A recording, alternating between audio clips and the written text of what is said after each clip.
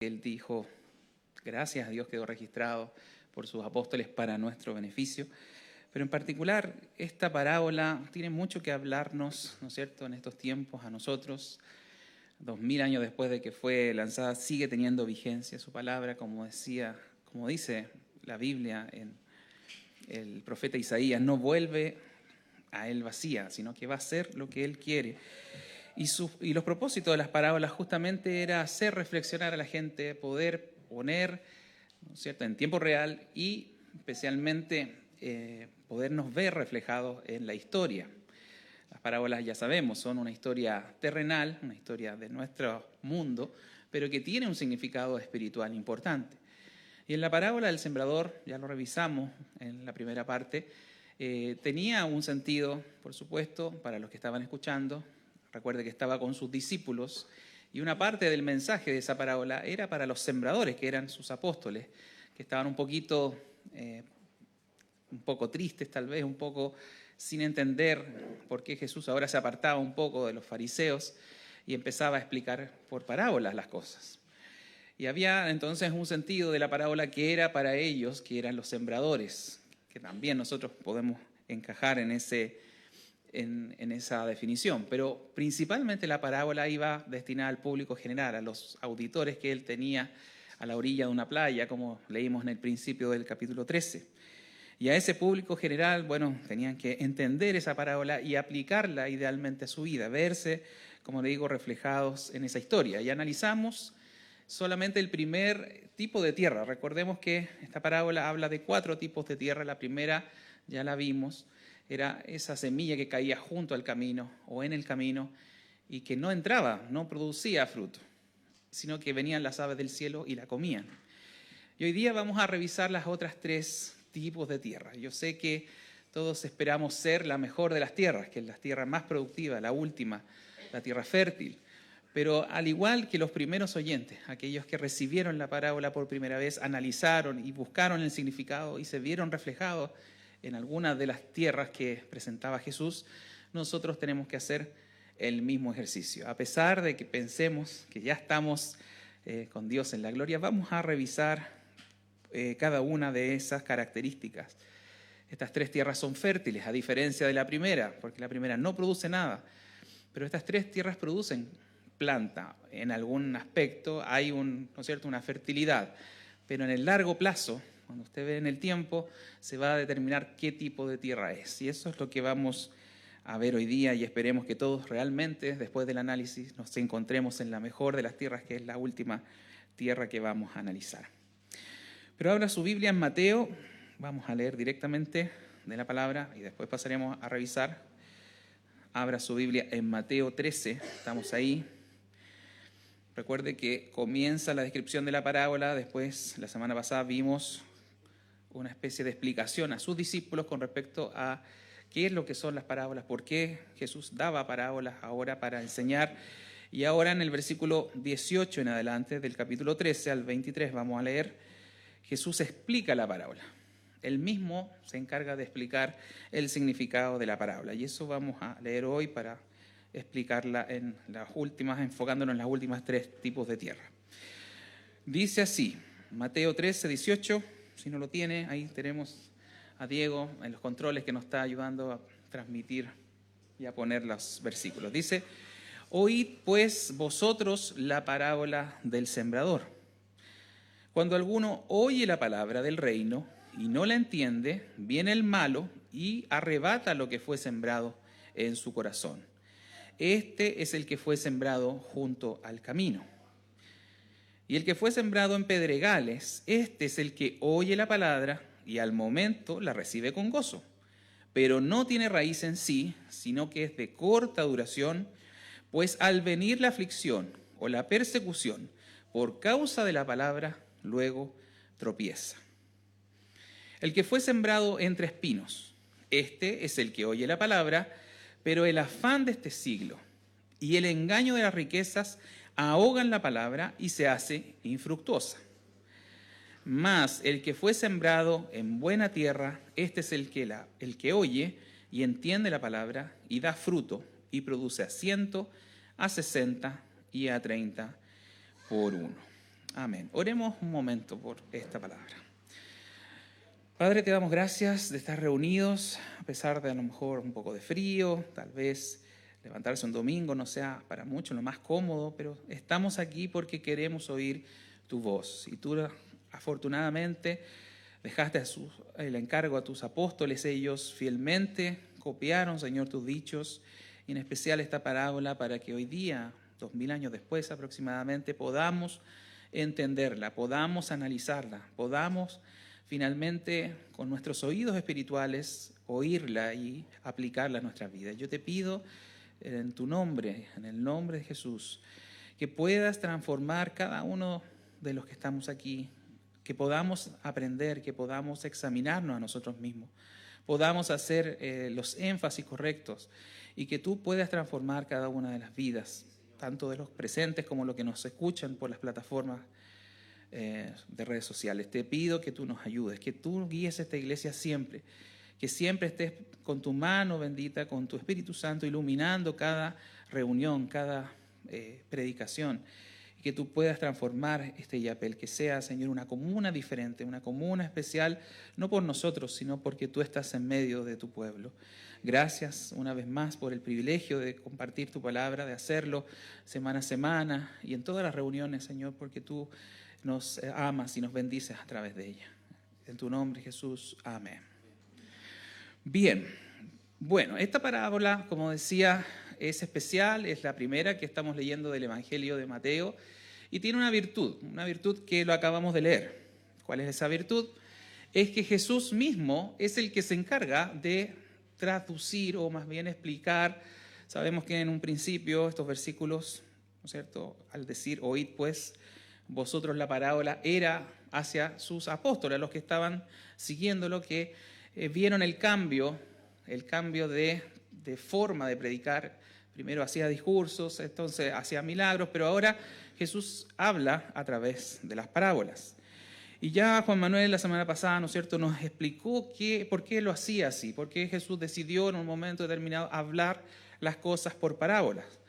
No es que quería ocultar el mensaje, no hay una paradoja en ese sentido, sino que el punto es que las parábolas muestran una realidad espiritual, pero ¿quiénes la van a entender? Aquellos que creen en Cristo, aquellos que vienen con la disposición de acercarse a Él, no para criticarlo, no para argumentar en su contra, sino que vienen con un corazón dispuesto, y eso es lo que quisiéramos hoy día, que cada uno también abra su interior, su corazón, su intimidad para entender y aplicar específicamente lo que dice esta enseñanza. Y como decía, el primer grupo ya lo analizamos mayormente. Ese primer grupo que nuevamente se nos repite acá es aquellos que no entienden, dice, no reciben en el fondo esa palabra de Dios. Y conocemos todos personas que a veces son así, que usted no puede dialogar con ellos, que usted lo invita a la iglesia, a veces no, siempre hay una excusa, un rechazo. Pone el tema en la mesa y nadie, ¿no es cierto?, como lo dicen por ahí el dicho, ni hablar de religión ni hablar de política es bueno en la mesa. Hay gente que lo usa casi como una excusa para no hablar de Dios finalmente. Y se ciegan y están cerrados muchas veces por traumas. Podemos entender a veces situaciones del pasado, a veces heridas que se produjeron en alguna iglesia en ellos, los cerró completamente, endurecen su corazón y al igual que el camino se hace tan difícil que uno dice, no, se pierde la semilla, efectivamente. Pero nosotros como sembradores siempre debemos lanzarla. Siempre, hoy día hablábamos en la mañana, algunos de los hermanos en la reunión de oración, que nuestra misión como sembradores es seguir predicando, es seguir lanzándola. Nosotros no sabemos el destino de la semilla, Dios sí lo sabe. Por lo tanto, aunque veamos gente de ese estilo, como el primer grupo, muy dura, muy poco receptiva, que no da un espacio, nuestra única intención es predicar y seguir predicando.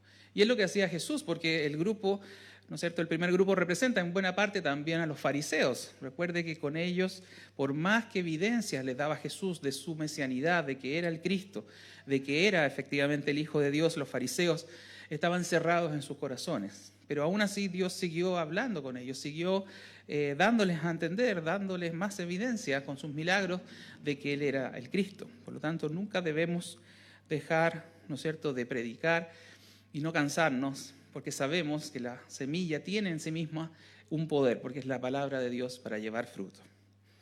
Bueno, eso es un poco el recordatorio de la semana anterior. Ya hace 2 semanas que hablamos eso. Pero vamos ahora a analizar básicamente las 3, ¿no es cierto?, grupos o tierras que nos muestra esta parábola. El primero, la explicación que hace Jesús, parte en el 20. Dice, el que fue sembrado en pedregales. Este es el que oye la palabra y al momento la recibe con gozo, dice Jesús. Las personas que reciben la palabra y la reciben con gozo inmediatamente. Bueno, ¿quiénes son esas personas? Yo creo que tenemos que generalizar, no podemos especificar, no estamos hablando contra ninguno de los que están aquí sentados, pero ¿qué es lo que vemos en las personas cuando usted va y les habla acerca de la Biblia?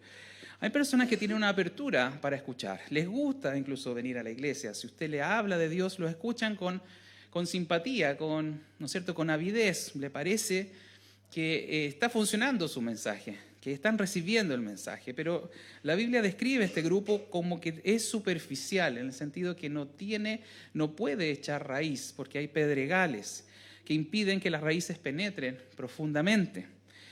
Y mucha gente que recibe a veces con gozo la palabra, que la acepta rápidamente, son superficiales porque cuando usted observa su vida, cuando realmente analiza un poquito más cómo son en general, vemos personas que por lo general, no es siempre así, pero por lo general empiezan algo y no lo terminan.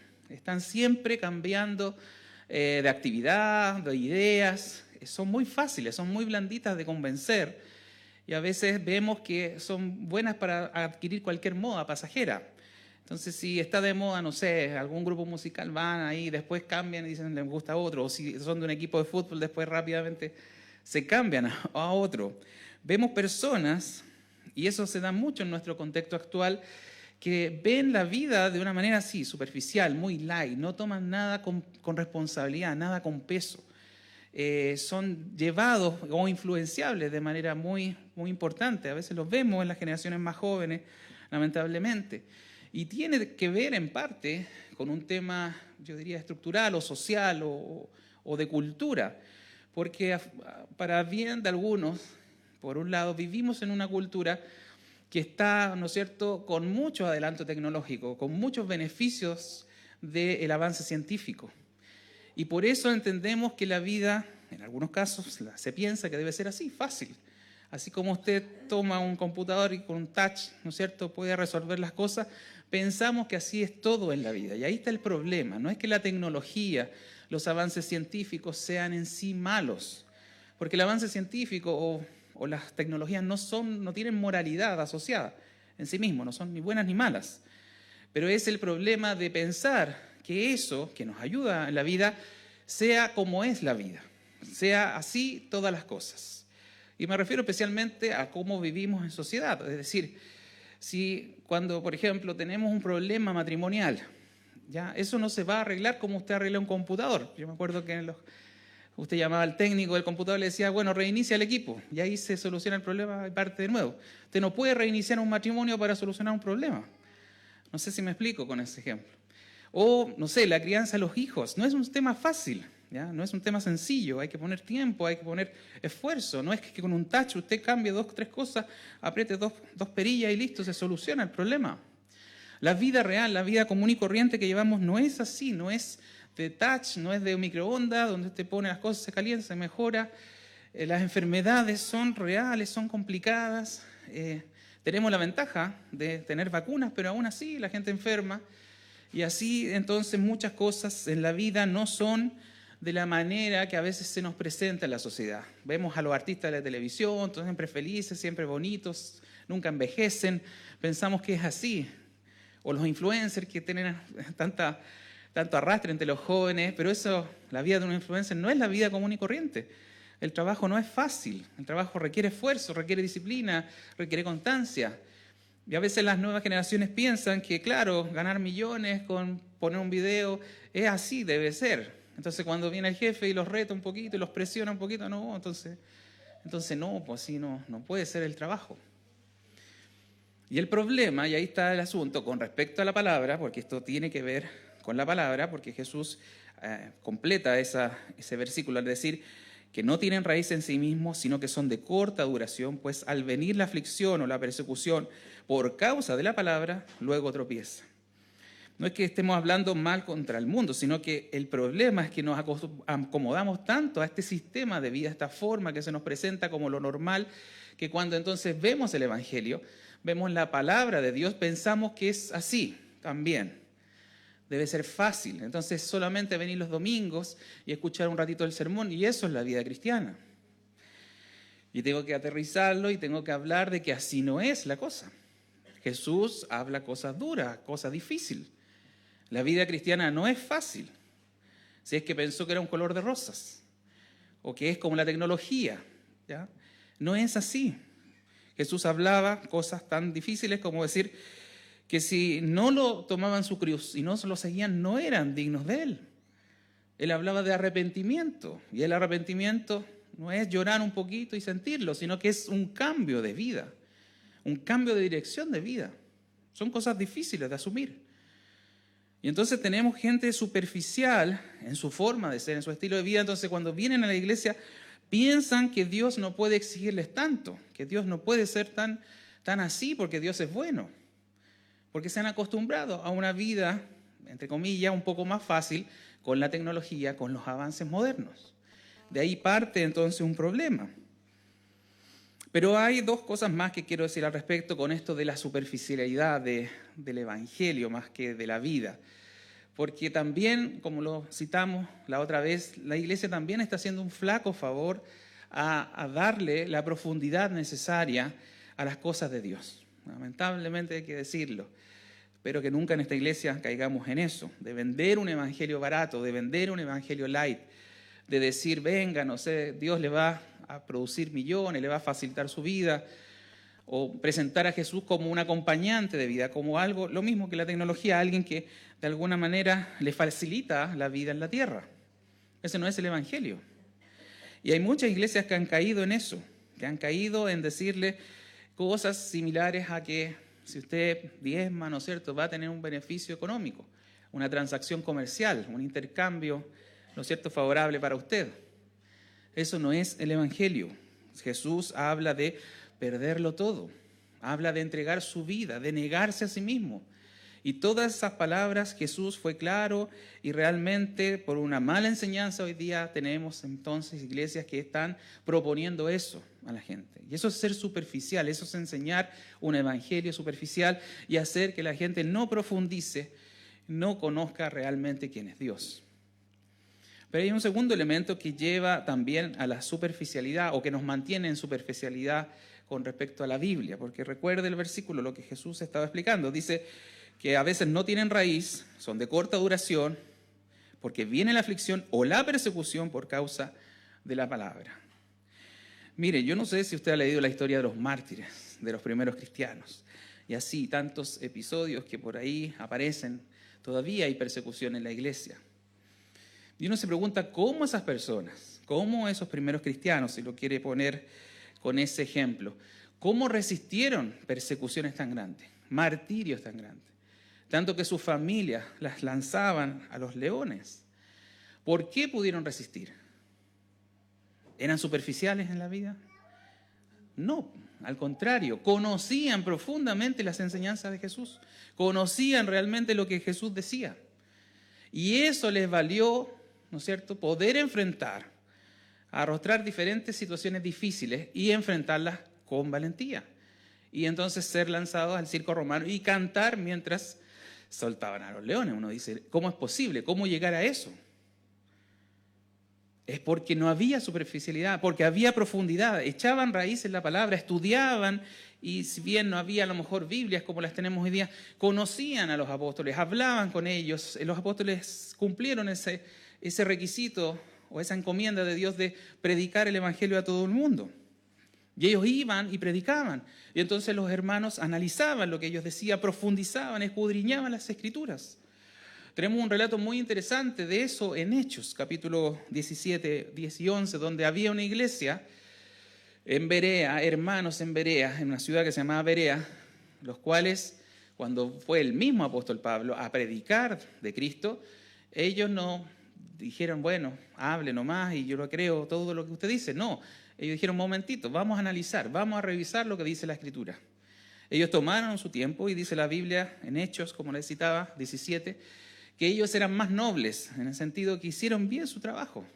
No le aceptaron al apóstol Pablo, imagínense el apóstol Pablo predicando, le dijeron, no, vamos a revisar, vamos a ver si lo que dice realmente es como Dios lo escribió en el Antiguo Testamento. Ellos tenían el Antiguo Testamento.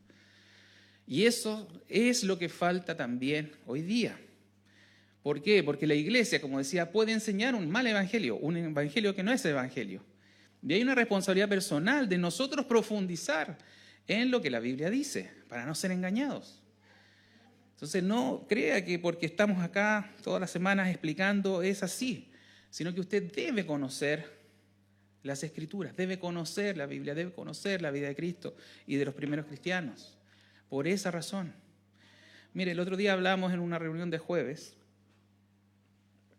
con respecto a eso, a que por qué es tan importante conocer la doctrina, por qué es tan importante conocer a Cristo, porque justamente lo que dice el versículo, cuando vienen las aflicciones, cuando sale el sol y las cosas se ponen difíciles, usted tiene una enfermedad, tiene un problema matrimonial, económico, de cualquier especie, o cuando vienen las presiones por causa de la palabra, porque recuerde que el versículo dice las aflicciones por causa, o la persecución por causa de la palabra, cuando le empiezan a molestar, cuando le empiezan a decir cosas.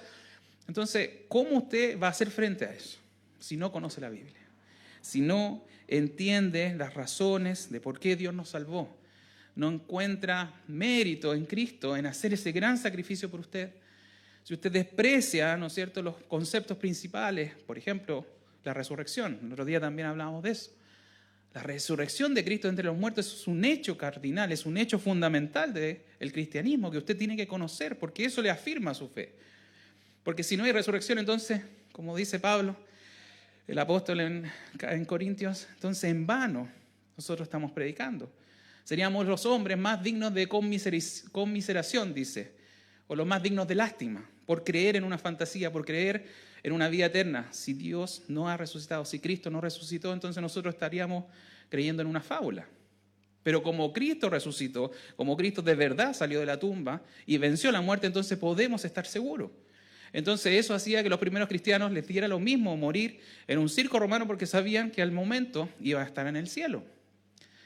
Pero si nosotros no conocemos la Biblia, si nosotros no hacemos el ejercicio de venir, de estudiar, de profundizar, de echar raíces a través de la palabra, entonces nuestra fe va a ser muy débil.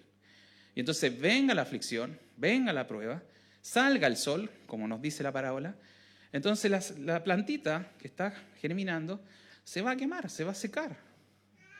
Y ese es un gran problema. Ese es un problema. Ese es el problema de esa primera tierra. Espero que nadie sea esa primera tierra. Vamos a la segunda tierra, la siguiente tierra a analizar. Dice versículo 22, esta tierra, ¿no es cierto?, es la que sale, la semilla cae junto a los espinos y germina juntamente con ella, y cuando crecen los espinos empiezan a ahogar la planta. Jesús dice lo siguiente, versículo 22, este es el que oye la palabra, pero el afán de este siglo y el engaño de las riquezas, son dos cosas que menciona, ahogan la palabra y se hace infructuosa. Infructuosa es sin fruto, que no da fruto. Dos elementos entonces que tenemos que analizar. ¿Cómo estamos con eso? ¿Cómo está el afán del mundo en nosotros? Bueno, creo que esto podría afectarnos a todos por parejo. ¿Por qué? Porque en el mundo, en nuestra vida terrenal, tenemos obligaciones. Todos tenemos obligaciones. Con el trabajo, con los hijos, con la esposa, ¿no es cierto? Obligaciones naturales que nadie podría decir, la Biblia nos está enseñando a zafar de ellas. No, no se trata de eso. Todos tenemos preocupaciones y cosas que hacer. Pero el problema es que esas obligaciones, cuando se vuelven prioritarias y cuando usted destina o desmedidamente se preocupa por ellas, se afana por ellas, y finalmente le generan ansiedad, le generan problemas, choca con la necesidad de buscar a Dios, están por sobre Dios. Ese es el problema, ese es el concepto que acá nos está diciendo el mismo Jesús. Y mire, le voy a dar otro dato más. El otro día entendí bien el concepto de prioridad. Había un tipo en la tele que hablaba acerca de que no existe la palabra prioridades. A mí me llamó la atención, dijo, no hay prioridad, porque yo usaba esa palabra, prioridades. Y busqué en el diccionario, efectivamente no existe la palabra prioridades, sino que existe el singular prioridad. ¿Por qué? Porque prioridad es lo primero de una sucesión de cosas, de varias cosas que vienen a continuación. No es prioridades, porque si no serían muchas cosas antes que otras. Es solamente una, prioridad es singular. Entonces, entendiendo esto, llevándolo a este concepto, quiere decir que entonces el afán, ¿no es cierto?, todas las cosas que hacemos, cuando desplazan a lo más importante, entonces no tenemos a prioridad a Dios. Prioridad es singular, debiese ser Dios nuestra prioridad.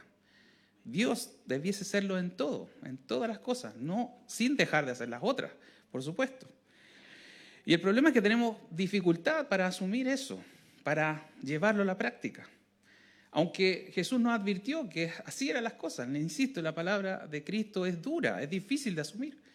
Lo vimos hace algunos capítulos atrás, le quiero recordar, Mateo 10:37, por ejemplo, versículo que siempre es polémico, porque dice Jesús, el que ama a padre o a madre más que a mí, no es digno de mí. Imagínense la declaración que Jesús hace. El que ama a hijo o a hija más que a mí, no es digno de mí. Y en ese pasaje agrega otras cosas, que obviamente que aún su vida, si usted ama más su vida que a Cristo, entonces no es su seguidor, no es digno de Él. Usted tiene que dar su vida por Él. Si usted busca su vida, si usted gana su vida, entonces la está perdiendo, habla Jesús. Eso ya lo analizamos, ya lo vimos.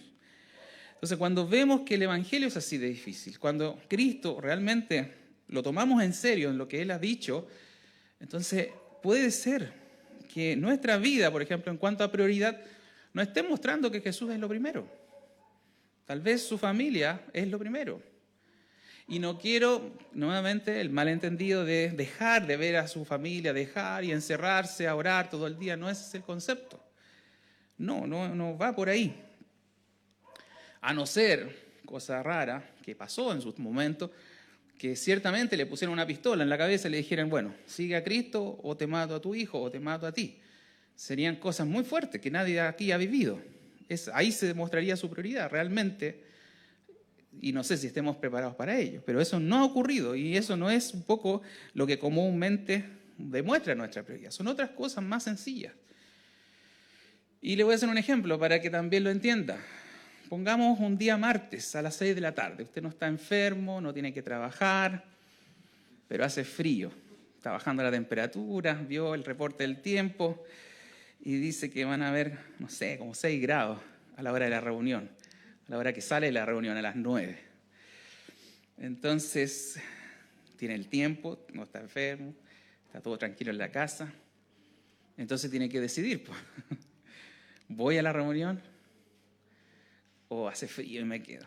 Ahí usted muestra, un ejemplo sencillo, no creo que aquí haya pasado a alguien, ¿no es cierto? Aquí nunca eso ha pasado. Ahí usted demuestra claramente cuál es su prioridad. Si tuviera algo que hacer, o a veces inventamos, ¿no es cierto? No, es que me acordé justo que tengo que estudiar para la prueba de mañana. No sé, a algunos niños les pasa eso. O siempre, uy, no, es que ahora me acordé que tenía que hacer tal cosa como justificativo para no venir. Pero ¿cómo está la prioridad en esas cosas? Y otro tema más, bueno, comúnmente los domingos cuesta que lleguen a la hora, y no quiero que lo tomen personal, por favor, es otro ejemplo nomás. ¿Qué pasa cuando usted compara el trabajo que usted tiene regularmente en la semana con venir el domingo a las 11 de la mañana, ni siquiera a las 8? ¿Por qué hay diferencia? ¿Por qué usted va con toda la cara sonriente, aunque haya frío, cuando incluso puede estar medio enfermo, y se levanta y va a trabajar? Pero a la iglesia, al menor síntoma, a la menor dolor de cabeza o molestia nasal, estoy enfermo, no puedo ir. Mire, son ejemplos que lo pongo para la risa, pero miremos bien, si estamos hablando de prioridad, y Jesús dice que el afán de este mundo, y ojo, las cosas en este tipo de tierra ocurren de a poco. El crecimiento de la maleza, el crecimiento de los espinos es progresivo, no es de un día para otro. Pero cada vez que usted analiza su comportamiento en el tiempo, tiene que ir mejorando si fuese buena tierra, tiene que ir produciendo fruto.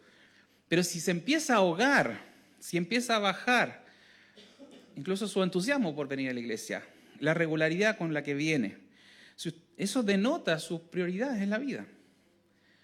¿Por qué? Porque obviamente si usted hace una programación, no sé si la hace así con lápiz y papel o en su mente, ¿qué voy a hacer en el día? Si en esa ecuación no está orar, no está leer o ir a la iglesia, entonces eso me revela cuáles son sus prioridades.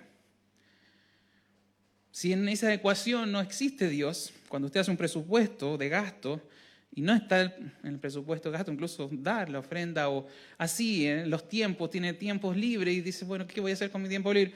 No está orar, no está leer, no está nada. Entonces eso revela quién es Dios para usted. Entonces tenemos que verlo, tenemos que examinarlo. Porque si eso crece, si la maleza crece, empieza a ahogar la palabra. Empieza a ahogar su vida espiritual. Y el otro elemento que Jesús apunta, que trae problemas en este grupo de personas, que espero que ninguna vaya acá, es el engaño de la riqueza. Y note que dice engaño de la riqueza y no riqueza en sí. Que bueno, porque no hay ningún rico entre nosotros. ¿Ya? Eso es así, no hay ningún millonario, no veo a nadie paseándose con un Lamborghini aquí en Illapel, ni en Salamanca tampoco. ¿Ya? Afortunadamente no somos ninguno rico al punto, ¿no es cierto?, de prescindir de trabajar. Pero esto no tiene que ver con el cuánto dinero posea en la cuenta, cuántos ceros tenga ahí acumulados, sino del engaño de la riqueza. El asunto aquí es cómo el dinero le resta fuerza, le resta energía, y usted confía más en el dinero, confía más en lo que tiene en la cuenta, o se hace independiente de Dios porque tiene dinero, o lisa y llanamente deja a Dios porque está enfocado en el dinero. A eso se refiere, el engaño del dinero, el creer que las riquezas son una seguridad, son una estabilidad, son algo que le aporta beneficios en sí mismo. Ve el dinero como un fin, no como un medio. Ese es el problema con la riqueza, el afán de la riqueza. Es otro elemento que puede ser tristemente deteriorar su espiritualidad y hacer que se ahogue la palabra, que se ahogue la semilla. Y le insisto, hay un tema con el tiempo. El tiempo va a denotar qué tierra somos. Y si estas cosas crecen y avanzan y empiezan a apagar su vida espiritual, tiene que tener cuidado. Tiene que tener cuidado porque eso refleja lo que usted es. Por lo tanto, tenemos que analizarnos y estamos explicando la parábola para que cada uno se vea reflejado en alguno de estos lugares. Vamos a la última tierra que tal vez es la que todos queremos ser. Pero tenemos que tener cuidado porque hay una definición de ser buena tierra. Dice el versículo 23, más el que fue sembrado en buena tierra. Y decimos todos, qué bueno, soy buena tierra. Pero ¿qué dice? Este es el que oye y entiende la palabra y da fruto. Y da fruto. ¿Ya? La puede oír, la puede entender, pero tiene que dar fruto. Y el fruto puede ser diverso, a 100, a 60 o a 30 por 1. Jesús ya había explicado un poco con respecto a esto del oír, primer elemento que está descrito. El oír no es el oír físico, porque todos oyeron la palabra, pero no todos hicieron, ni todos entendieron. Esto habla del oído espiritual, no del oído físico. Por eso Jesús siempre terminaba las parábolas diciendo, como lo dice en el versículo 7 del capítulo 13, el que tiene oídos para oír, oiga. ¿Por qué decía siempre eso? No era para que lo escucharan de nuevo, ni retroceder la cinta y poner la grabación de nuevo de Jesús, no. Era porque tenían que entenderla espiritualmente, entender con sus oídos espirituales. Y segunda cosa, entenderla. Es lo mismo, la misma palabra usa Jesús para hablar de la primera semilla que cae en el camino versus ahora la buena tierra. La primera tierra no la entiende y esta sí la entiende. ¿A qué hace referencia? No es al entendimiento intelectual de las cosas, de los conceptos espirituales. Es más bien a que no haya cabida, no tiene aplicación en esa persona, no la toma y no la usa. Eso es entendimiento en la Biblia en general. Conocer a Dios no es el conocimiento intelectual, sino es el conocimiento relacional. Por lo tanto, entender la palabra es aplicarla, es hacerla, ¿no es cierto?, prosperar, es que todas las cosas vayan en relación a las palabras de Jesús. Ese es el concepto. Entonces tenemos que ver, la oí, la estoy aplicando, entonces tendría que haber, tercera cosa, fruto, porque así es la buena tierra. La oye, la entiende o la aplica y da fruto. ¿Y qué es el fruto entonces? ¿Cuál será el fruto? Bueno, recién mi hermano Mel algo dijo de eso, Juan Manuel también apuntó a eso, porque hay un versículo explícito en la Biblia que dice cuál es el fruto del Espíritu Santo. Si no lo sabía, hoy día lo vas a ver. Gálatas 5, 22, 23. Si lo proyectamos. Ahí está. ¿Qué dice? Esta es la definición bíblica del fruto del Espíritu. Más el fruto del Espíritu es amor, gozo, paz, paciencia, benignidad, bondad, fe, mansedumbre, templanza. Contra tales cosas, dice, no hay ley. Lo que pasa es que ahí estaba hablando contra los justamente judíos que estaban tratando de judaizar el cristianismo, y en contra de la ley estaba estos frutos del Espíritu, el Espíritu Santo obrando en ellos. Pero mire, ¿qué son esas cosas? Son características internas de las personas o el carácter de las personas. Esas son cosas que salen, que son internas, que no son difíciles a veces medir. La paciencia, no sé, por ejemplo, es difícil, un fruto también interno. A lo mejor usted toleraba a una persona y a otras no, pero Dios le dice, tiene que dar fruto, tiene que ser paciente con todos, tiene que ser benigno con todos, pensar bien, ser bueno. Son cosas internas, son cosas del carácter y son difíciles de producir. Dios tiene que ir muy profundo adentro para que todas esas cosas se exhiban. Alegría o gozo, un gozo permanente, amor, benignidad. Entonces, todos estos son los frutos o el fruto del Espíritu. Y si usted es buena tierra, entonces tendría que empezar a exhibir esas cosas, a mostrarlas en su vida. Tendría que notarse más paz. A lo mejor ahí tiene un problema. Tiene paz de repente y se le salen, se le arrancan o se le para la pluma y se le acaba la paz. Por eso que también el otro aspecto de este grupo es que va, ¿no es cierto?, produciendo en el tiempo. Va, ¿no es cierto? Y así lo vemos en las plantas. Los árboles, cuando están en el primer año, no producen abundantemente. No producen al 100%. Parten con producciones del 30, al 20, el segundo año al 60, al 70, y así, hasta llegar a la madurez del árbol. Yo sé que no todos tenemos paz, no todos tenemos paciencia con todos y en todo momento, pero a eso tenemos que apuntar. La buena tierra tiene que ir mejorando, tiene que ir progresando, tiene que ir dando más frutos cada vez más, en toda circunstancia y contra toda persona o contra todo evento. Ese es el concepto que Jesús quiere que nosotros analicemos. ¿Tenemos estos frutos primero? ¿Y estos frutos en qué cantidad están? ¿Qué porcentaje de frutos tengo? Porque eso es lo que Él quiere. Él quiere que lleguemos todos a la estatura de un varón perfecto, que es Jesús, que es nuestro estándar. Y Él fue perfecto en todas las cosas, por supuesto, en estas características Él las tenía largamente. Pero si usted quiere ser buena tierra, entonces tiene que preocuparse de dar fruto. De dar fruto. ¿Y cuál es el estorbo más grande para dar fruto? Otra pregunta de rigor. Si estamos ya entendiendo que es fruto y que con el tiempo deberíamos ir mejorando. Pero ¿cuál es el problema? Mire, tomé una frase prestada de estos gurús comerciales, de estos que hablan en TikTok, que dicen que le hacen negocio y hablan de la productividad de las empresas.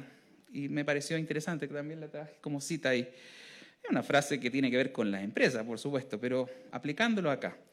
Dice, la productividad no es hacer muchas cosas, sino eliminar todo lo que no debe hacerse. Aplíquelo a este concepto. A veces la gente dice, no, yo estoy en la iglesia, voy a todas las reuniones y no me pierdo ninguna. O hace muchas cosas por la iglesia, servicio, estoy aquí, estoy allá. O no, es que yo oro todos los días.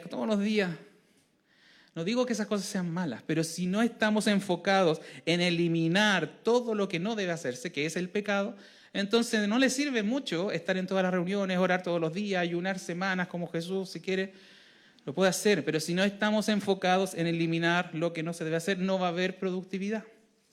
No hay productividad. ¿Se da cuenta lo sencillo? Que si aplicamos los conceptos, incluso estos que son generales, a nuestras vidas y a la palabra, vamos a entender bien las cosas. Vamos a aclarar bien los conceptos. Y espiritualmente, efectivamente, ese es el gran estorbo de por qué no maduramos, por qué no damos fruto. Todavía hay pecado, todavía nos cuesta. Y a veces no tenemos paz porque tenemos en nuestro carácter mucha ira, mucha rabia, estamos siempre descontrolados. Tenemos ansiedades, no tenemos paz por eso. Y así, tenemos que analizarlo, porque queremos ser todos, y yo insisto, quisiera que hoy día todos fuésemos buena tierra. Pero de todas las tierras posibles, solamente hay un grupo que sí da fruto, que sí progresa. Esos son los verdaderos creyentes. Bueno, para ir concluyendo, no sé si se ha dado cuenta, pero tenemos que analizar cada parábola, y esto es como enseñanza para siempre, para todas las veces que se enfrente al Evangelio y lea una parábola de Jesús. Usted debe analizar el contenido espiritual de esa parábola. Son historias terrenales que muestran, ¿no es cierto?, una realidad espiritual o una verdad espiritual. Y esta parábola sencillamente, ¿qué nos muestra? ¿Qué hacen las personas con el mensaje de Jesús? ¿Qué hacen las personas con el Evangelio, con las noticias del Evangelio? Y el siguiente análisis que usted tiene que hacer, ¿cuál tierra en este caso? ¿Cuál tierra yo soy? ¿Quién soy de estas tierras? En base a la explicación de Jesús. Y la verdad es que, al menos en estas tres tierras que analizamos hoy día, se ven esperanzas. Se ven esperanzas, porque las tres son fértiles, dan fruto, o dan al menos el inicio de la planta. Pero no se quede con la idea que usted, si es una tierra, no cambia más. O sea, si yo soy tierra en pedregales, o yo me defino al analizar como una tierra que se está ahogando por los afanes, por el tema del afán y el tema de la riqueza, no piense que eso es inamovible. No. Porque un agricultor, si ve que en su tierra le está saliendo maleza, ¿qué es lo que hace? Arranca la maleza, se preocupa de limpiarla. Si hay piedra, las va a ir a quitar. Y va a profundizar la tierra, la va a arar, para que se transforme en una tierra productiva. Y como esto tiene que ver con el tiempo, ya lo dijimos, las tierras muestran lo que son en la medida que pasa el tiempo. Si yo estoy viendo que no estoy avanzando, que no soy a quien me creía ser, entonces tengo que hacer los ajustes, tengo que analizar y ver dónde estoy para corregir. Puede ser que usted haya estado muy contento en un inicio en la iglesia, pero se ha lastimado, le han pasado cosas, está perdiendo la fe. Hay crisis que todos pasamos. La vida cristiana no es, insistimos, no es una carrera de 100 metros plano. Es una carrera de largo aliento, es una maratón de toda la vida. Por lo tanto, tenemos que darnos cuenta en qué estamos, cómo somos. Y en el factor del tiempo, usted tiene que compararse cómo fue al principio, cuando llegó, o hace 5 años, hace 10 años, si lleva 10 años en la iglesia. Bueno, mirarse en segmentos, en como una película. ¿Cómo estamos? ¿Estamos avanzando? ¿Estamos dando fruto? ¿Estamos siendo lo que creemos que somos? Y ahí viene el tema. Que creemos muchas veces que somos nos creemos siempre tan macanudos, tan buenos, tan perfectos. Y cuando escuchamos la palabra, parece que no somos tanto. ¿Y qué es lo que dice el apóstol Pablo al respecto? Dice claramente lo mismo la Biblia. 2 Corintios 13:5 dice, examinaos a vosotros mismos. Examinaos. Lo que estamos haciendo es examinarnos a la luz de la palabra. Examinaos a vosotros mismos si estáis en la fe. Primero, si está en la fe siquiera. Probaos a vosotros mismos, dice Pablo. ¿O no os conocéis a vosotros mismos? ¿O no os conocéis a vosotros mismos que Jesucristo está en vosotros? A menos que estéis reprobados. A menos que no sea parte de Él. Entonces, es bueno hacer el análisis, es necesario que las parábolas, es la función de las parábolas, que se escuche y que la mente trabaje y que haga efecto finalmente en su vida y corrija. Afortunadamente hay esperanza. ¿Por qué? Porque la semilla tiene el poder en sí mismo, de llevar fruto, de hacer producir la palabra. Y la semilla, como también lo dice el profeta Isaías, ya lo hemos citado más de una vez, Isaías 55, no vuelve vacía. No vuelve vacía. Todo lo que ha escuchado de Dios esperamos que no vuelva vacía. A lo mejor se ha descuidado, a lo mejor se ha tomado un tiempo, a lo mejor ha hecho mal las cosas. No importa, no importa. Porque la semilla está ahí y va a hacer lo que tenga que hacer. Y ese es el asunto. Entonces examinémonos, probémonos en qué estamos y cómo lo estamos haciendo. Y dejemos que también lo que Jesús dice al final de las parábolas, que el que tenga oídos para oír, oiga. Nada más para agregar. Oremos.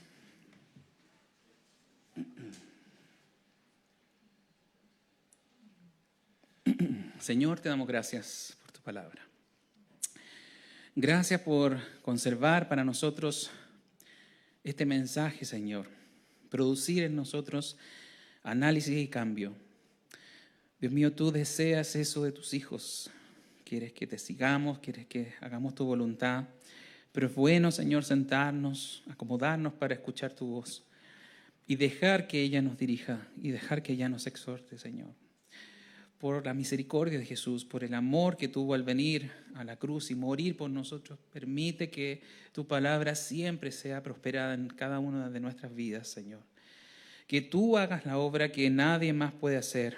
Que tú, Señor, trabajes de la manera impecable que lo haces, a veces secretamente en el interior de nuestro corazón, y nos transformes, Señor. Que seamos, Señor, lo que tú has decidido que tenemos que hacer.